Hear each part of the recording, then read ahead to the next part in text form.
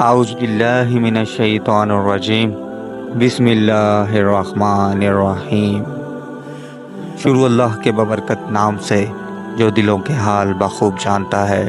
معزز برہان T V سامعین السلام علیکم۔ معزز سامعین، آج ہم آپ کو حضرت نوح علیہ السلام اور ان کی قوم پر ہونے والے عذاب کے بارے میں چند اہم معلومات فراہم کریں گے، تو ہمارے ساتھ جڑے رہیں اور اس ویڈیو کو اینڈ تک لازمی دیکھیں۔ معزز سامعین، حضرت نوح علیہ السلام اللہ تبارک و تعالیٰ کے پیغمبر تھے۔ حضرت آدم علیہ السلام کے بعد یہ پہلے نبی ہیں جن کو رسالت ملی۔ جس انسان پر اللہ تعالیٰ کی وحی نازل ہوتی ہے وہ نبی ہے، اور جس کو جدید شریعت بھی عطا کی گئی ہو وہ رسول ہے۔ ان کو ان سے نوازا گیا تھا۔ حضرت ابو ہریرہ رضی اللہ تعالیٰ عنہ سے روایت ہے، اے نوح، تو زمین میں سب سے پہلا رسول بنایا گیا ہے۔ آپ علیہ السلام نے تقریباً 900 سال تک لوگوں کو اللہ کی طرف بلایا، مگر آپ کی قوم کا جواب تھا کہ یہ آپ بھی ہماری طرح عام انسان ہیں۔ اگر اللہ تبارک و تعالیٰ کسی کو نبی بنا کر بھیجتا ہے تو وہ فرشتہ ہوتا ہے، اور وہ آپ پر ایمان نہ لائے۔ اور اس میں سے صرف 80 لوگوں نے اسلام قبول کیا، یعنی کہ حضرت نوح علیہ السلام کا دین قبول کیا۔ حضرت نوح علیہ السلام تمام رسولوں میں سب سے پہلے رسول تھے جنہیں زمین میں مبعوث کیا گیا۔ معزز سامعین، اس زمین پر حضرت آدم علیہ السلام کے تقریباً 1000 سال کے بعد اللہ تبارک و تعالیٰ نے عراق کے زمین رافدین کا انتخاب کیا۔ وہاں اپنے بندے یشکر بن لامن کو نبی بنا کر بھیجا، جن کو مختلف القاب سے آج بھی زمانہ یاد کرتا ہے۔ کوئی اللہ کے اس نبی کو عبد الغفار کہتا ہے، تو کوئی عبد الجبار، تو کوئی الیاس، تو کوئی کشتی والا نبی، تو کوئی نوح نجیب اللہ کہہ کر بلاتا ہے۔ حضرت نوح علیہ السلام حضرت ریس علیہ السلام کے پڑپوتے ہیں اور حضرت آدم علیہ السلام کے 10ویں پشت میں سے ہیں۔ وہ قوم اس وقت دنیا کی بدترین قوم تھی۔ وہاں ظلم کرنا، نفسانی خواہشات پر فخر کرنا، بتوں کی پوجا کرنا عام تھا۔ اللہ تبارک و تعالیٰ کے نبی حضرت نوح علیہ السلام بچپن سے ہی ان کو بار بار سمجھاتے رہتے تھے کہ اس کائنات کا مالک صرف ایک اللہ ہے، جس نے ہر ایک چیز کو پیدا کیا ہے۔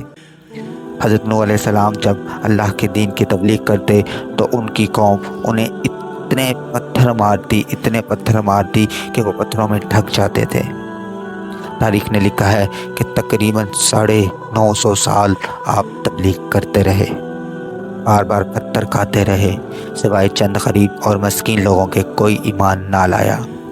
آپ اتنا روئے، اتنا گریہ کیا کہ آپ کا نام نوح پڑ گیا۔ بس اتنے میں ہی اللہ تبارک و تعالیٰ نے اپنے نبی پر وحی نازل کی کہ اے نوح، اب یہ تیری قوم ہدایت نہیں پائے گی۔ حضرت نوح علیہ السلام رو کر اللہ کے دربار میں فریاد کرتے رہے کہ اللہ، ظلم کرنے والوں کو مذاق سمجھتے ہیں، ایک دوسروں کی مدد کرنے کو بزدلی سمجھتے ہیں، تیری عبادت سے منہ موڑتے ہیں۔ اے اللہ، اس میری قوم کو نیست و نابود فرما۔ جیسے ہی حضرت نوح علیہ السلام نے یہ دعا کی تو اللہ تبارک و تعالیٰ نے پیغام بھجوایا کہ اے نوح، ایک کشتی تیار کرو، جلدی تیری یہ قوم نیست و نابود ہو جائے گی۔ بس اللہ وحی کے ذریعے اپنے نبی کو بتاتے گئے، اور اللہ کے نبی نوح علیہ السلام وہ کشتی بناتے گئے۔ جیسے کہ اللہ کے نبی ایک پہاڑ پر رہتے تھے تو نہ وہاں سمندر تھا، نہ دریا، اور نہ ہی کوئی درخت تھے۔ بالآخر اللہ کے نبی نے درخت اگائے اور اس کی لکڑی سے کشتی کو بنانا شروع کیا۔ آپ لکڑی سے بڑے بڑے تختے بناتے، پھر لوہا لاتے، اس سے کیل بناتے، ان تختوں کو جوڑ کر اس میں کیل ٹھونکتے گئے۔ تاریخ میں لکھا ہے کہ تقریباً 100 سال تک آپ وہ کشتی بناتے رہے۔ آپ کی قوم روز آپ کے پاس آتی اور آپ کا مذاق اڑاتی اور آپ کی توہین کرتی کہ نہ تو یہاں سمندر ہے اور نہ ہی دریا ہے، پھر بھی یہ پاگل کشتی بنا رہا ہے۔ اللہ کے نبی آسمان کو دیکھ کر صبر کرتے اور اللہ کے حکم کو تسلیم کرتے۔ اس کشتی کا طول 300 گز، اونچائی 30 گز اور عرض 50 گز تھا۔ ایک روایت کے مطابق اس کا طول 1 کلومیٹر سے زیادہ تھا۔ یہ کشتی عام کشتیوں کی طرح نہیں تھی۔ جیسے اس کو نیچے سے بند کیا گیا تھا ویسے ہی اسے اوپر سے بند کیا گیا تھا تاکہ بارش کا پانی کشتی کے اندر داخل نہ ہو سکے۔ اس کشتی کے اندر الگ الگ 3 درجے بنائے گئے تھے۔ نچلا درجہ جانوروں کے لیے تھا، بیچ والا طبقہ انسانوں کے لیے تھا اور اوپر والا حصہ پرندوں کے لیے تھا۔ ہر درجے میں ایک دروازہ تھا۔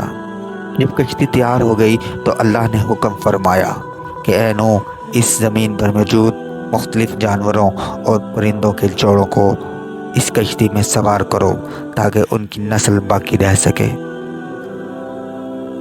حضرت نوح علیہ السلام نے مختلف جانوروں اور پرندوں، خواہ ہر وہ چیز جس میں زندگی کے آثار ہیں، کشتی میں سوار کرنا شروع کر دیا۔ معزز سامعین، آپ انسانوں کو حجت تمام کرنے کے لیے کہتے رہے کہ آؤ، یہ کشتی نجات کی کشتی ہے۔ جو بھی اس کشتی میں آئے گا وہ اللہ کے ایمان میں ہوگا۔ اور پوری قوم آپ علیہ السلام پر ہنستی رہی۔ تاریخ میں لکھا ہے کہ آپ علیہ السلام کے ساتھ تھوڑے سے لوگ ہی تھے، جبکہ بعض کتابوں میں تعداد 80 بتائی گئی ہے، جن میں آپ کے 3 فرزند حام، سام اور یافت اور ان کی بیویاں بھی موجود تھیں۔ اللہ تبارک و تعالیٰ نے اپنے نبی سے کہا کہ ان قریب تندور سے پانی ابلے گا اور پوری قوم کو ڈبا دے گا۔ یہ بات سن کر نوح کی قوم ہنسنے لگی۔ تندور سے پانی ابلنے لگا۔ لوگ اس تندور کو دیکھنے دور دور سے آتے تھے اور ہنستے، اور کچھ ہی دیر میں ان کی ہنسی خاموشی میں تبدیل ہونے لگی، کیونکہ وہ پانی اتنا بڑھتا گیا کہ ان کے گھر اس پانی میں ڈوبنے لگے۔ اوپر سے تیز بارش شروع ہو گئی۔ وہ کافر یہ سمجھ رہے تھے کہ یہ طوفان کچھ دیر کا ہے، تو یوں وہ اونچے اونچے پہاڑوں کی طرف جانے لگے۔ ان کافروں میں حضرت نوح علیہ السلام کے بیٹے کنعان بھی تھے۔ جیسے ہی حضرت نوح علیہ السلام نے اپنے بیٹے کو دیکھا کہ وہ کافروں کے ساتھ پہاڑ پر چڑھ رہے ہیں، آپ نے دور سے آواز لگائی کہ اے کنعان، اس نجات کی کشتی میں آ جاؤ۔ اور اس کی ماں بولی کہ ہم تھوڑی ہی دیر میں پہاڑ کی چوٹی پر پہنچ جائیں گے اور پانی وہاں تک تھوڑی آئے گا۔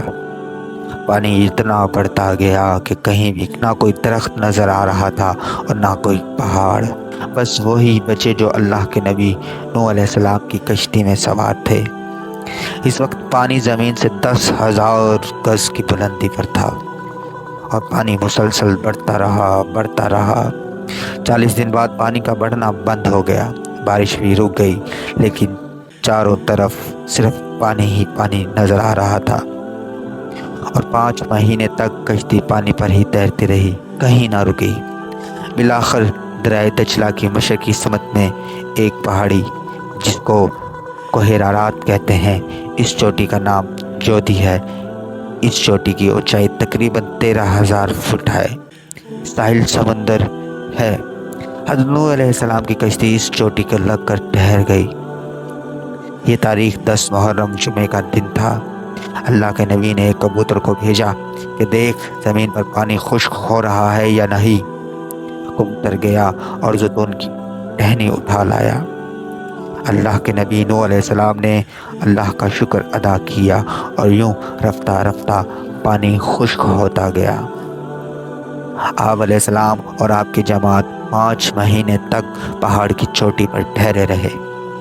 آپ نے تمام پرندوں اور جانوروں کو آزاد کیا۔ اس پہاڑی پر اللہ کا شکر ادا کرتے رہے اور ذکر و اذکار کرتے رہے، دنیا کو پھر سے آباد کرنے کی فکر میں لگے رہے۔ تاریخ میں لکھا ہے کہ آپ اور آپ کے ایک بیٹے سام، جس سے عرب کی نسل چلی، حام میں سے سودانی نسل چلی، اور یافت جن سے ترکی نسل چلی، اور یوں آپ اور آپ کی اولاد نے دنیا کو پھر سے آباد کرنے کا فیصلہ کر لیا۔ طوفان کے تقریباً 60 سال بعد اللہ کے نبی نوح علیہ السلام اس جہان فانی سے دارالبقا کی طرف کوچ کر گئے۔ اللہ نے فرمایا کہ کشتی نوح کو ہم آنے والی نسلوں کے لیے عبرت کا نشان ٹھہرائیں گے۔ تحقیق کرنے والوں نے بتایا ہے کہ کشتی نوح کی باقیات مشرقی ترکی میں واقع ہے اور یہ کوہ ارارات پر ملی ہیں۔ یہ کشتی ویسے ہی ہے جیسے نوح علیہ السلام نے بنائی تھی۔ سلام ہو انسان کی نسل کو پھر سے زندگی دینے والے نوح نجیب اللہ علیہ السلام پر۔ اللہ تبارک و تعالی ہمیں اپنے نافرمانوں سے بچائے اور ہمیں ہدایت کے راستے پر لائے، آمین ثم آمین۔ سامعین، یہ تھا حضرت نوح علیہ السلام کا واقعہ۔ امید ہے آپ کو ہماری یہ ویڈیو پسند آئی ہوگی، تو ہمارے چینل کو سبسکرائب کیجیے گا، ویڈیو کو لائک کیجیے گا، شیئر کیجیے گا اور بیل آئیکن کو لازمی دبائیے۔